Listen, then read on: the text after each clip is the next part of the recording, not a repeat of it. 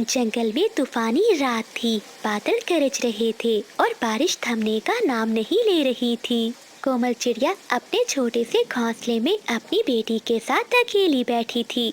इसका पति बंटी दाने की खोज में बाहर गया हुआ था और अभी तक वापस नहीं आया था।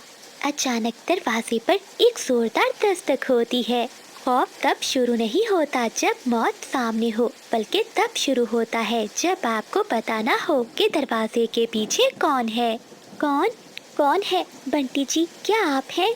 लेकिन बाहर से कोई जवाब नहीं आता और एक लंबा साया खिड़की के पास से गुजरता है। जब कोमल चिड़िया दरवाजा खोलती है तो वहाँ कोई नहीं होता। बस पेड़ पर एक खून से भरा हुआ पंख पड़ा होता है, जिसे देखकर चिड़िया डर जाती है। हे ऊपर वाले, ये सब क्या है? डरती हुई चिड़िया घर के अंदर चली जाती है। अगली सुबह हो जाती है। आज मौसम साफ है। मीना, तुम घर पर ही बैठो, मैं अभी तोते से मिलकर आती हूँ। ऐसा कहते हुए चिड़िया अपने दोस्त तोते के पास मदद के लिए जाती है। लेकिन तोते के घर का मंजर देखकर इसकी चीख निकल जाती है। कोमल चिड़िया की चीख सुनकर कबूतर भी वहाँ आ जाता है। घर का सारा सामान बिखरा हुआ था और तोता भी गायब था। दीवार पर मिट्टी से एक निशान बना हुआ था, एक उल्टी चोंच वाला निशान। कबूतर भैया, लगता है काली कोठी का काला साया दोबारा जाग गया है। जो भी इस निशान को देखता है वो जिंदा नहीं बचता। कोमल बहन, भागो यहाँ से। मैं तुम्हें बताने ही आ रहा था, तुम्हारी चीख सुनकर यहाँ आ गया। मैंने रात में बंटी को देखा था। वो खुद ब खुद काली कोठी की तरफ खींचा चला जा रहा था, जैसे इस पर किसी ने जादू कर दिया हो। कबूतर भैया, ये आप क्या कह रहे हैं? जल्दी चलिए, हमें उस काली कोठी की ओर जाना होगा। फिर कोमल चिड़िया कबूतर और बुलबुल को साथ में मिलाकर उस वीरान कोठी की तरफ बढ़ जाते हैं, जो जंगल के सबसे अंधेरे कोने में थी। वहाँ पहुँचते ही दरवाजा खुद ब खुद खुल जाता है। कोमल बहन, मुझे लगता है ये एक जाल है, हमें वापस चलना चाहिए। नहीं बुलबुल बहन, बंटी जी और तोता यहाँ कैद है, मैं इन्हें छोड़कर नहीं जाऊंगी। अचानक पीछे से दरवाजा बंद हो जाता है और कबूतर भी गायब हो जाता है। अब कोमल चिड़िया और बुलबुल तन्हा रह जाती हैं। वो थोड़ा सा आगे बढ़ती है। अंदर एक कुर्सी पर कोई बैठा था, जिसने अपना चेहरा ढांप रखा था। इसके आसपास बंटी, तोता और कबूतर तीनों जंजीरों में जकड़े हुए थे। कौन कौन हो तुम? सामने आओ। तुमने इन बेगुनाह पक्षियों को क्यों कैद किया है? वो निकाब पहनी हुई पक्षी जोर जोर से हंसती है और अपना निकाब हटाती है। कोमल के पैरों तले से जमीन निकल जाती है। वो कोई और नहीं बल्कि बिजली कवि थी, जो बहुत सालों पहले मर चुकी थी। इतनी हैरान क्यों हो कोमल? मैं मरी नहीं थी, मैंने सिर्फ अपनी मौत का नाटक किया था ताकि मैं इस काली कोठी की ताकत हासिल कर सकूं। अब मुझे अपनी जवानी पाने के लिए एक नेक दिल चिड़िया की कुर्बानी चाहिए, और वो तुम हो। देख कोमल, आज की रात इस जंगल की तारीख की आखिरी रात होगी। जब चांद बादलों के पीछे छुपेगा तो मैं तुम्हारा दिल निकालकर इस कदीम मूरत के कदमों में रख दूंगी, और फिर मैं कभी ना मरने वाली मालिका बन जाऊंगी। हा हा हा हा। बिजली, तुमने हमेशा दूसरों का बुरा चाहा, इसलिए तुम्हारा चेहरा इतना भयानक हो गया है। तुम ताकत तो हासिल कर सकती हो, लेकिन किसी का प्यार कभी नहीं जीत सकोगी। बिजली कभी चिड़िया पर हमला करने के लिए आगे बढ़ती है, लेकिन इसी समय चिड़िया की नजर एक दीवार पर पड़ती है, जहाँ एक पुराना आईना लगा हुआ था। तभी चिड़िया को याद आता है, उसकी माँ बचपन में कहा करती थी कि बुराई का अपना चेहरा ही इसकी मौत होता है। बिजली, रुको, तुम ये क्या कर रही हो? क्या तुम्हें याद नहीं जब हम बचपन में एक साथ खेला करती थी? क्या तुम्हारे दिल में अभी भी एहसास बाकी नहीं है? क्या कहा? एहसास? इसने ही तो मुझे कमजोर बनाया है। अब सिर्फ ताकत मेरी पहचान है। ऐसे एक लम्हे के लिए फायदा उठाते हुए कोमल चिड़िया अपनी पूरी रफ्तार से उस आईने के पास जाती है। जब बिजली कभी चिड़िया को मारने के लिए जादू करती है तो वो जादू सीधा जाकर आईने पर टकराता है। जादू का असर उल्टा बिजली कभी पर हो जाता है। नहीं, ये नहीं हो सकता। मेरी अपनी ताकत ही मुझे जला रही है। बिजली कव्वी की चीखें पूरी काली कोठी में गूंजती हैं और वो काले धुएं में तब्दील होने लगती है। देखते ही देखते वो गायब हो जाती है। बिजली के गायब होते ही बंटी, तोते और कबूतर की जंजीरें खुद ब खुद खुल जाती हैं। कोमल, तुमने मुझे बचा लिया। मैंने तो सोच लिया था कि मैं अब कभी तुम्हें दोबारा देख नहीं पाऊंगा। चिड़िया बहन, बंटी ठीक कह रहा है। अब हमें यहाँ से जल्दी निकलना होगा, वरना ये कोठी हम पर ही आकर गिरेगी। काली कोठी की दीवारें गिरने लगती हैं। वो सब अपनी जान बचाकर बाहर भागते हैं। अगली सुबह सभी पक्षी बहुत खुश थे। चिड़िया भी अपनी बेटी को दाना खिला रही थी। बंटी पास बैठा मुस्कुरा रहा था। बुराई जड़ से खत्म हो चुकी थी, या शायद सबको ऐसा ही लग रहा था। तभी चिड़िया की बेटी अपनी डॉल उठाती है तो उस पर वही उल्टी चोंच का निशान बना हुआ था और इस खिलौने में से बिजली कव्वी के हंसने की आवाजें आ रही थी। ये देखकर चिड़िया और बंटी खौफ से चुप हो जाते हैं। कुछ कहानियाँ कभी खत्म नहीं होती। बुराई सिर्फ अपना रूप बदलती है, वो कभी मरती नहीं। याद रखें, जब भी आपको लगे कि आप सुरक्षित हैं, अपने पीछे छुपे साए को देखना मत भूले। तो प्यारे दोस्तों, इस कहानी को लाइक, चैनल को सब्सक्राइब और अपने दोस्तों के साथ शेयर करना मत भूलिएगा। आपका धन्यवाद। एक रात बादल कपा और बिजली कभी भोजन की खोज में एक ऐसे घने जंगल के करीब पहुंच जाते हैं जहां वो पहले कभी नहीं गए थे। सूरज ढल चुका था, आसमान पर स्याह बादल छाए हुए थे। अचानक बिजली की नजर जमीन पर एक चमकते हुए चांदी के पत्थर पर पड़ती है। बादल, वहाँ कुछ चमक रहा है, जल्दी चलो। वो दोनों उस चमकते हुए पत्थर के पास जाते हैं। बिजली, यहाँ तो कुछ लिखा है। ये पढ़ना नहीं आता, तुम ही देखो क्या लिखा है। फिर बिजली कभी पत्थर पर लिखा हुआ पढ़ती है। जो भी ये पढ़ेगा उसकी जिंदगी बदल जाएगी। मैं एक जादुई चील हूँ और पास वाली काली गुफा में रहती हूँ। इस पत्थर पर जो लिखा है वो पढ़ने वाला पक्षी अगर मेरे पास आएगा तो मैं उसे पूरे जंगल में सबसे ज्यादा शक्तिशाली बना दूंगी। क्या हुआ है बिजली, मुझे भी तो बताओ क्या लिखा है इस पत्थर पर। बादल जी, अब हमारे दिन बदल गए। जल्दी से इस काली गुफा की दिशा में चलो। बिजली, कुछ तो बताओ, कहीं कोई मुसीबत में ना फंस जाए हम। बादल जी, उस गुफा में एक जादूगरनी चील रहती है।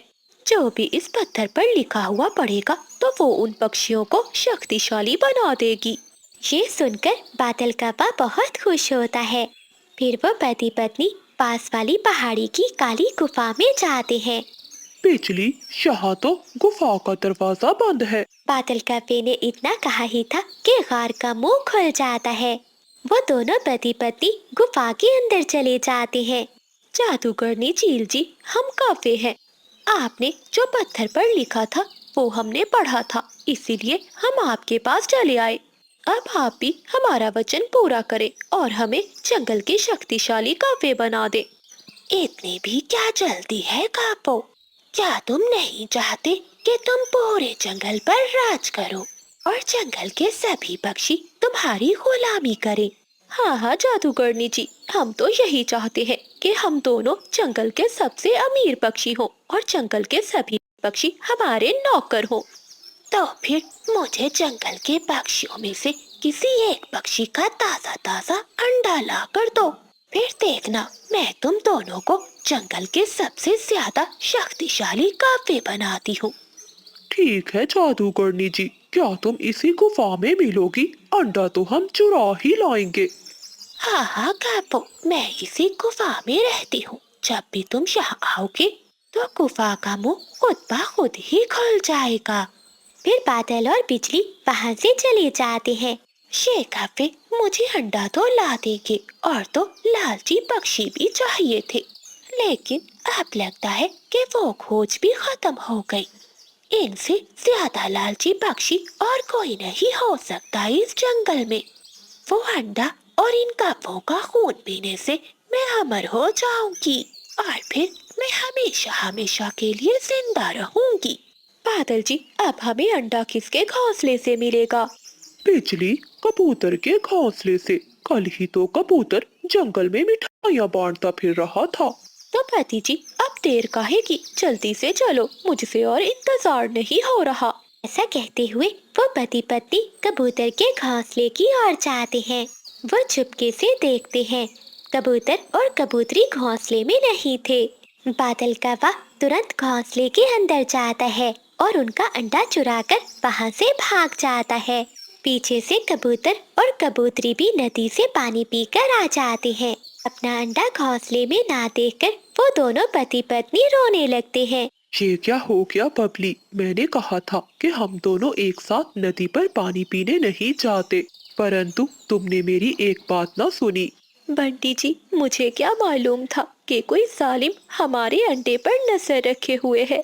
कबूतर और कबूतरी के रोने की आवाज सुनकर कोमल चिड़िया और चीकू तोता वहां आते हैं।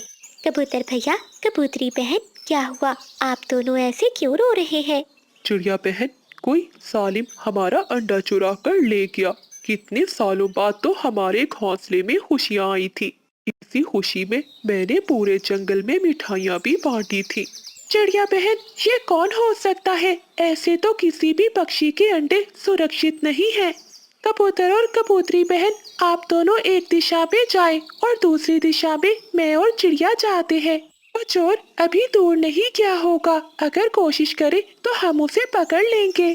फिर कबूतर और कबूतरी एक दिशा में जाते हैं तो दूसरी दिशा में चिड़िया और तोता उड़ते हैं। अरे वाह कप्पो, मुझे मालूम था कि तुम दोनों के सिवा कोई भी पक्षी ये काम नहीं कर पाएगा। जादूगरनी चील जी, अब जल्दी से हमें वो दे दे जिसका वचन आपने हमसे किया था। बहुत जल्दी है तुम्हें। अच्छा, मुझे ये बताओ, इस जंगल में सबसे ज्यादा लालची पक्षी कौन है? चील जी, अब आपसे क्या छुपाना, इस जंगल में सबसे लालची तो हम ही हैं। हाँ चील, बिजली ठीक कह रही है, इसीलिए तो मारे मारे फिर रहे हैं कि वो शक्तियाँ हमें मिल जाएं। तो तुम दोनों ही वही लालची पक्षी हो। अब मुझे तुम दोनों का खून ही पीना होगा। इस अंडे के साथ फिर ही मैं अमर बन सकूंगी। क्या चील, ये तुम क्या बोल रही हो? एक तो हमने तुम्हें अंडा ला कर दिया और तुम हमें ही मारना चाहती हो।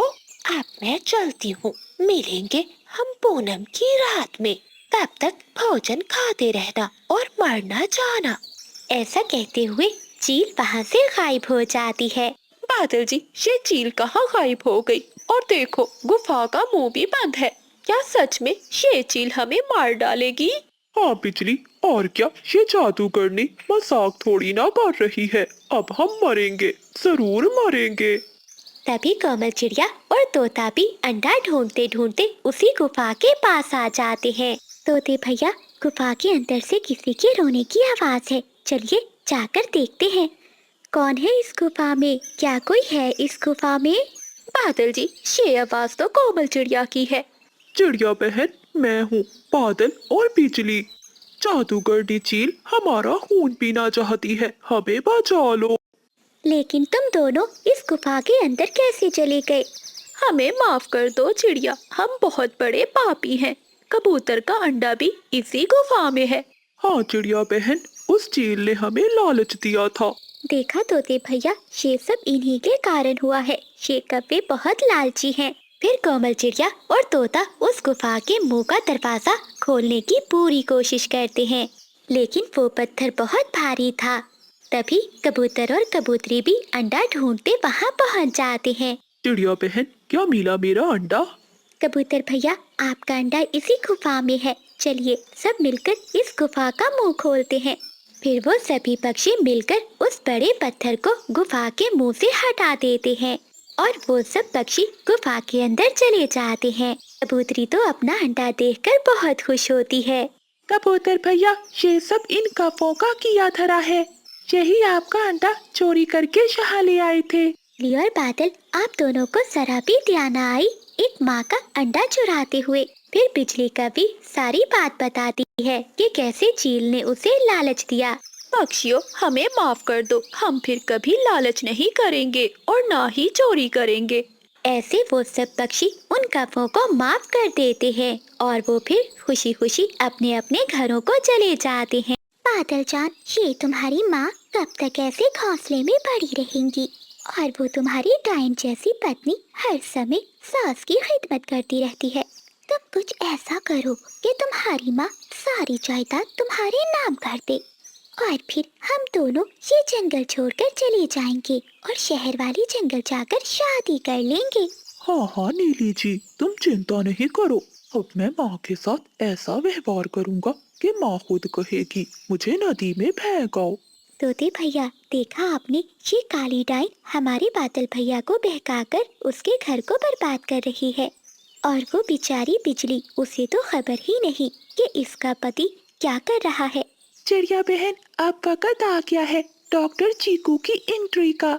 अब मैं माँ जी का ऐसा इलाज करूँगा कि बुखार बादल कफे को चढ़ जाएगा।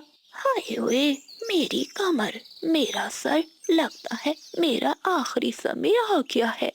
बादल बेटे, मेरी तिजोरी की चाबी संभाल कर रख ले। जी माँ, आप चिंता नहीं करें, मैं चाबी संभाल लेता हूँ। बस आप आराम से आंखें बंद करके घोंसले में लेटी रहे। लेकिन दोस्तों, बादल कफे की माँ भी इतनी भोली नहीं थी। वो तो दरअसल नकली बुखार का ड्रामा कर रही थी, ताकि ये देख सके इनके पीछे कौन खुश होता है और कौन रोता है। चीकू तोता डॉक्टर बनकर और चिड़िया नर्स बनकर वहाँ आ जाते हैं। हट जाओ, शहर का सबसे बड़ा डॉक्टर MBBS चीकू बोले बहुत सच। आ गया है। माँ जी, आपका बुखार मामूली नहीं, ये तो काई वायरस है। ये बात सुनकर बादल का पा घबरा जाता है। क्या तोते डॉक्टर, ये खतरनाक है। तभी चिड़िया बोलती है, हाँ बहुत खतरनाक। इसका इलाज सिर्फ ये है कि घर वालों को 24 घंटों तक भूखा रहना पड़ेगा, और घर में जो भी भोजन है वो हमें देना होगा। फिर चीकू तोता एक लंबी लिस्ट बादल कफे को देता है। बादल, अगर अपनी माँ को बचाना है तो अभी जंगल जाओ और ये नीली चोंटी का पसीना और बंदर की दाढ़ी का बाल लेकर आओ, जल्दी करो। मम्मा, मैं क्यों जाऊं? बादल बेटे, क्या तू अपनी माँ की जान नहीं बचाना चाहता? हाँ माँ, मैं जाता हूँ, अभी जाता हूँ। फिर बादल का पा वहाँ से उड़ता है। वो पहाड़ों की ओर जाता है, जहाँ वो एक सोते हुए बंदर का बाल निकालने लगता है। तभी बंदर की आँख खुल जाती है और वो बादल कफे को दबोच लेता है। छोड़ दो, मुझे छोड़ दो। बंदर बादल की पिटाई करता है। बादल का पा बहुत मुश्किल से जान बचाकर वहाँ से भागता है। इसी लड़ाई में बादल कफे की पूंछ वही रह जाती है और वो बिना पूंछ के ही वापस जंगल की तरफ भागता है। रास्ते में वो नीली कफी के पास जाता है। हाय हाय बादल, मेरी जान, तुम्हारी पूंछ के पर कहाँ गई? नीली, वो बहुत लंबी कहानी है, तुम्हें बाद में सुनाऊंगा। अच्छा बादल, मैंने सुना है तुम्हारी माँ मरने वाली है, इसलिए मैं जंगल के बाजार जा रही हूँ कोई न्यू डिजाइनर कपड़े लेने। जब तुम्हारी माँ मरेगी तो सभी पक्षी आएंगे। उन सभी पक्षियों के सामने तुम्हारी जान सबसे सुंदर लगनी चाहिए। हाँ नीली जी, तुम जैसा चाहो वैसा करो। फिर बादल का पा अपने घर चला जाता है। हाय बादल, ये तुमने अपना क्या हाल बना लिया है? क्या तुम लाए हो बंदर का बाल? नहीं तोते डॉक्टर, वो बंदर ने मुझ पर हमला कर दिया, देखो मेरी पूंछ भी तोड़ दी। अच्छा, कोई बात नहीं, इस वायरस का एक और इलाज है। फिर चीकू तोता एक कड़वा शरबत तैयार करता है और बादल से कहता है, बादल, अब ये शरबत तुम पियोगे तभी इसका असर तुम्हारी माँ को पहुँचेगा, क्योंकि तुम इनका खून हो। बादल कौवा अपनी माँ के सामने कुछ बोल नहीं सकता था। वो चुपचाप कड़वा शरबत पीता है। तभी इसकी आंखें लाल होती हैं और वो उछलने लगता है। अरे ओ तोते, ये क्या पिलाया है तुमने? मेरा तो पूरा शरीर जल रहा है। ये सब देखकर बिजली का बीबी हंसने लगती है। वो तो चुपचाप अपनी सास के पाँव दबाए जा रही थी। बेटे, तुझे अपने शरीर की पड़ी है, क्या तू मेरी मौत का इंतजार कर रहा है? बस, अब बहुत हो गया, मुझसे और बर्दाश्त नहीं होता। अब ये बुढ़िया मरती है तो मर जाए, मुझे इससे क्या, मुझे तो ये जायदाद चाहिए। ये सुनते ही सावित्री अपने घोंसले से उठ जाती है और एक बड़ा डंडा उठाकर बादल कब्बे की खूब पिटाई करती है। अगर तू मेरा बेटा है तो मैं भी तेरी माँ हूँ। तुझी को आजमाने के लिए मैंने ये सारा खेल खेला था। अगर तू मेरी कदर करता तो पूरी जायदाद तेरी होती, लेकिन अब नहीं, क्योंकि अब मैंने अपनी पूरी जायदाद अपनी बहू बिजली के नाम कर दी है और तू निकल जा मेरे घर से। ऐसा कहते हुए सावित्री बादल कव्वे को घर से निकाल देती है। तोते और चिड़िया, आज तो तुम दोनों ने कमाल कर दिया। तुम्हारी डॉक्टरी ने तो मुर्दा में भी जान डाल दी। ऐसा कहते हुए वो सब हंसने लगते हैं। तो दोस्तों, सावित्री का बुखार तो नकली था, लेकिन बादल को जो मार पड़ी वो बिल्कुल असली थी। बिजली कव्वे की सेवा रंग लाई और तोते की फीस हरी मिर्चों से पक्की हो गई। माता पिता की सेवा में ही बरकत है और लालच का अंजाम हमेशा कड़वा होता है, जैसे नीम का शरबत। प्यारे दोस्तों, कहानी को लाइक, चैनल को सब्सक्राइब और अपने दोस्तों के साथ शेयर करना मत भूलिएगा। आपका धन्यवाद। कोमल चिड़िया की छत में एक छेद था। बारिशों के दिन थे। कोमल चिड़िया अपने 3 बच्चों के साथ अपने घोंसले में लेटी हुई थी। बच्चों, इस छेद से तो बारिश अंदर आ रही है। आज तो मैंने बाल्टी रख दी है, कल बारिश रुकते ही हम वो छेद बंद कर देंगे। तभी चिड़िया की बड़ी बेटी मीना अपनी माँ से कहती है, हाँ मम्मा, बारिश सीधा अंदर आती है और ठंड भी बहुत लगती है। कल हम तीनों बहनें जाकर जंगल से सूखे पत्ते ले आएंगी और फिर आप इस छेद को बंद कर देना। हाँ हाँ मम्मा, हम सब मिलकर काम करेंगी। हाँ हाँ, मेरी तीनों बहादुर बेटियाँ अब मेरे साथ काम करवाएंगी। वो रात तेज बारिश में गुजर जाती है। अगली सुबह बारिश रुक जाती है। चलो चुन्नी मुन्नी, जब तक माँ दाना लेकर आती है हम पत्ते ले आते हैं। फिर वो तीनों बहनें वहाँ से उड़ जाती हैं। रास्ते में उन्हें एक पेड़ मिलता है जिसके पत्ते बड़े थे। मीना दीदी, इस पेड़ के पत्ते तो बहुत बड़े हैं, ये हमारे काम आ जाएंगे। हाँ मुन्नी, ये पत्ता ठीक है। फिर वो तीनों बहनें उस पेड़ के 3 पत्ते तोड़ती हैं और अपने घर चली जाती हैं। कोमल चिड़िया भी दाना लेकर आ चुकी थी और वो बच्चों के लिए भोजन बना रही थी। मेरी बेटियों, तुम कहाँ चली गई थी? मैं कब से तुम्हारा इंतजार कर रही हूँ। मम्मा, ये देखिए, हम तीनों पत्ते ले आई हैं। आप ये पत्ते छत पर लगा दें। ठीक है बीना, तुम अपनी दोनों बहनों को भोजन दो, मैं ये पत्ते छत पर लगा देती हूँ। फिर मामा चिड़िया वो पत्ते लेकर अपनी छत के ऊपर चली जाती है और वो पत्ते छत पर लगाने लगती है। बादल, अरे ओ बादल, कहाँ मर गए हो? जरा बाहर आओ। क्या हो गया है बिजली? सुबह सुबह इतना शोर क्यों मचा रही हो? बादल, ये देखो, किसी ने मेरे पेड़ के 3 पत्ते चुरा लिए हैं। हाँ बिजली, कुछ देर पहले यहाँ चिड़िया की तीनों बेटियाँ बैठी थी, हो ना हो वही पत्ते चुरा कर ले गई हैं। अच्छा, मैं अभी जाती हूँ और पूछती हूँ उन छोटी चिड़ियाओं से। फिर बिजली कभी गुस्से में चिड़िया के घर की ओर जाती है। अरे ओ चिड़िया, किससे पूछकर तुम्हारी बेटियाँ मेरे पेड़ से पत्ते तोड़ कर लाई हैं? क्या बिजली, मेरी बेटियाँ ये पत्ते तुम्हारे पेड़ से लाई हैं? हाँ हाँ, जाकर देख लो, मेरे पेड़ के 3 पत्ते गायब हैं।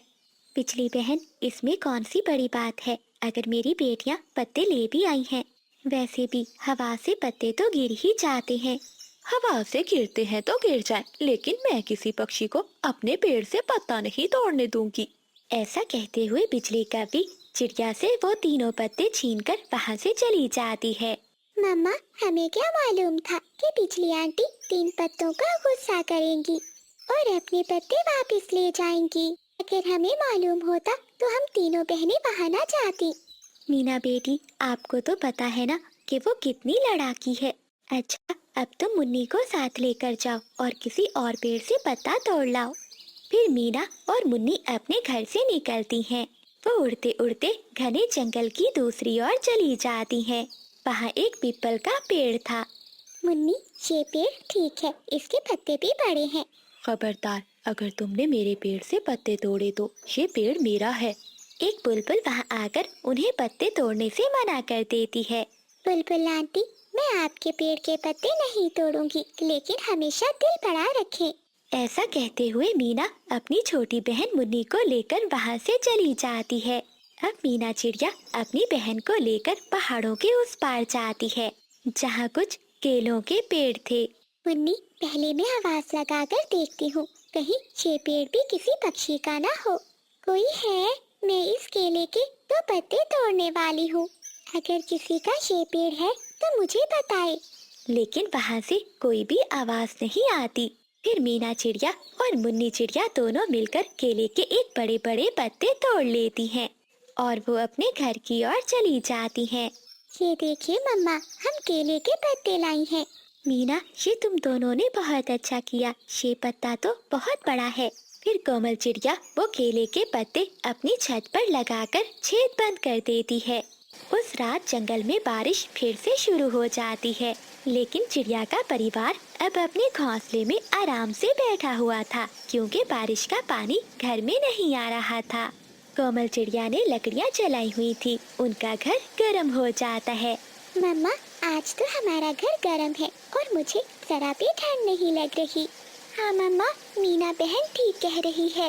वो बिजली आंटी बहुत गंदी है। उन्होंने हमें एक भी पत्ता नहीं दिया था। मुन्नी, ऐसा नहीं कहते। अगर उसने हमें पत्ते नहीं दिए तो फिर क्या हुआ? देखो, ऊपर वाले ने हमारी मदद की और हमें उससे अच्छे पत्ते मिल गए। उस रात बिजली कव्वी और बादल कव्वा अपने घर में सोए हुए थे कि उनकी छत से पानी टपकने लगता है। उठो बादल उठो, मेरे घोंसले में पानी टपक रहा है। बिजली, जाओ अपने पेड़ से पत्ते तोड़कर लगा दो, मुझे नींद आ रही है।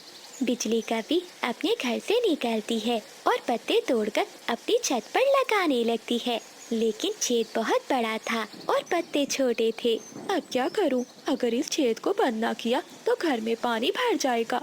फिर बिजली कव्वी वहाँ से उड़ती है और चिड़िया के घर के पास जाती है, जहाँ वो चिड़िया की छत को देखकर हैरान होती है, क्योंकि चिड़िया की छत पर बहुत बड़े बड़े पत्ते थे। मैं चिड़िया से पूछती हूँ कि वो केले का पत्ता कहाँ से लाई थी। बिजली कव्वी चिड़िया के पास जाती है। चिड़िया बहन, तुम्हारे घर की छत की तरह मेरी छत भी टपक रही है। मुझे भी किसी बड़े केले के पत्ते की जरूरत है। क्या तुम मुझे बता सकती हो कि ये बड़ा केले का पत्ता कहाँ से मिलेगा? क्यों बिजली आंटी, हम क्यों बताएं? आपको याद है जब आप मेरी मम्मा से अपने पत्ते छीन कर ले गई थी? मीना, प्लीज बता दो, मैं मर जाऊंगी। मेरे घोंसले में पानी टपक रहा है। मीना बेटी, जो आपके साथ बुरा करे आप उसके साथ अच्छाई करो। अगर आप भी बुरा सोचोगे तो उसमें और आप में क्या फर्क रह जाएगा? आप बिजली आंटी के साथ जाएं और उन्हें केले के पेड़ से पत्ते तोड़ दे। फिर मीना अपनी माँ की बात मानकर बिजली के साथ जाती है और उसे केले के पत्ते तोड़ देती है। मीना बेटी, मैंने तुम्हारे साथ बुरा किया, लेकिन तुमने अच्छाई से मेरा दिल जीत लिया। फिर बिजली कव्वी वो केले का पत्ता ले जाकर अपने घर की छत पर लगा देती है। प्यारे दोस्तों, हमेशा दूसरों के साथ भलाई करो। तो प्यारे दोस्तों, इस कहानी को लाइक, चैनल को सब्सक्राइब और अपने दोस्तों के साथ शेयर करना मत भूलिएगा। आपका धन्यवाद। काला कौवा, मैं सुंदर कौवा, बिजली से भी तेज, नाम है मेरा बादल कौवा, हा हा हा, ला ला ला। तेज बारिश में बादल कव्वा अपना छाता लिए गुनगुनाते हुए जा रहा था। बादल, तुम यहाँ बैठे गुनगुना रहे हो और मैं तुम्हें पूरे जंगल में ढूंढ रही हूँ। चलो घर चलो, तुम्हारा भाई आया है, वो तुम्हें बुला रहा है। क्या मेरा भाई आया है? तुमने मुझे पहले क्यों नहीं बताया? कहा ना, पहले कैसे बताती? मैं तो तुम्हें 2 घंटों से जंगल में ढूंढ रही हूँ। बादल कव्वा जल्दी से अपने घर की ओर उड़ता है और पीछे पीछे बिजली कव्वी। मेरा छोटा भाई, बहुत अच्छा हुआ जो तुम मुझसे मिलने आ गए। मेरा भी बहुत मन कर रहा था तुमसे मिलने को। अगर अब तुम आ ही गए हो तो 2-4 दिन मैं तुम्हें यहाँ से जाने नहीं दूंगा। घर में कुछ खाने को है नहीं, क्या तुम अपने भाई को भूखा रखोगे? बड़े भैया, मैं एक काम से आया हूँ तुम्हारे पास। हाँ हाँ भोले, बताओ। मुझे नहीं बताओगे तो और किसे बताओगे? भाई, माँ ने अपने लिए कुछ गहने खरीदे हैं। उनके पास पैसे थोड़े थे। आप मुझे कुछ पैसे दे दीजिए, कुछ दिनों में मैं आपके पैसे लौटा दूंगा। ये सुनकर बादल कव्वा चुप हो जाता है और एक नजर अपनी पत्नी की तरफ देखता है। बोले, कितने पैसे कम है माँ के पास? भैया, अगर 1000 मिल जाता तो माँ का काम चल जाएगा। ये सुनकर बादल कव्वा बिजली के पास जाता है और आहिस्ता से कहता है, बिजली, मेरी इज्जत का सवाल है। भैया क्या सोचेगा? पहली बार माँ ने भेजा है मेरे पास। जब भी मेरी माँ मेरे पास आती है तो हमेशा देकर ही जाती है।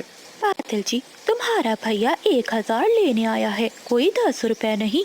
मेरे पास तो एक फूटी कौड़ी भी नहीं है, मैं तुम्हें कहाँ से दूंगी। बिजली, कुछ तो करो, मैं भैया को खाली पंखों नहीं भेज सकता। अच्छा अच्छा ठीक है, मैं करती हूँ कोई जुगाड़। ऐसा कहते हुए बिजली कभी अपने घर से बाहर निकलती है। ऐसी बारिश में अब मैं किसके पास जाऊँ।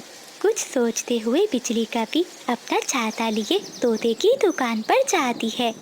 तोते भैया, मेरी सास बहुत बीमार हो गई है, उसके इलाज के लिए मुझे कुछ पैसे चाहिए।